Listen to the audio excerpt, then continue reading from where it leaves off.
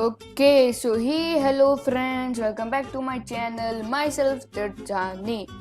And in today's video, we are going to learn about how to install apps, how to install websites as an app.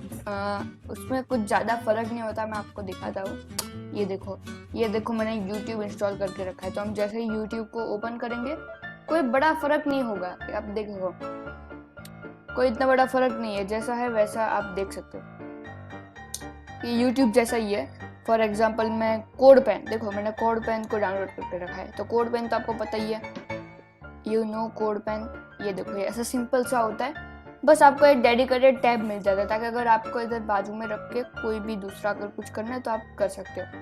So that is how to install. I mean that's a demo कि आप install करने के बाद कैसा दिखेगा.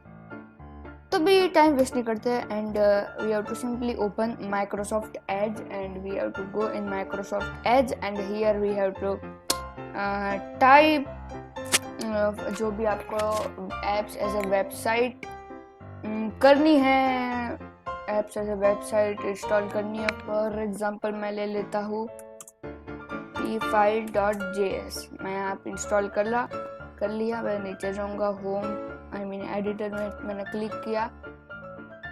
सो ये देखो, ये एक एडिटर आ गया है. तो अगर उसमें मुझे कोई भी प्रोजेक्ट करना है तो हम यहाँ पे क्लिक करेंगे. ओके, तो यहाँ पे तो हमको यहाँ पे क्लिक करना है, 3 डॉट्स पर नीचे जाना है. यहाँ पे ऑप्शन है एप्स का. आपको एप्स पे क्लिक करना है एंड आपको नीचे जाके यहाँ पे option install this site as an app. तो आप जैसे उसको क्लिक करेंगे, यहाँ पे है p5.js वेब एडिटर. p5.js हम कुछ भी लिख सकते हैं. फॉर एग्जांपल मैं लिख देता हूँ ड्राफ्ट्स. ओके, मैंने साइन इन करने करके रखा. तो वो तो ऐसे ही ड्राफ्ट्स आप लिख सकते हो. मैं जैसे ही इंस्टॉल करूँगा, वो एक्चुअली आ गया है, बट वो विंडोज़ में अब जाएंगे तो आप अरे मिल गया. हाँ, ओके.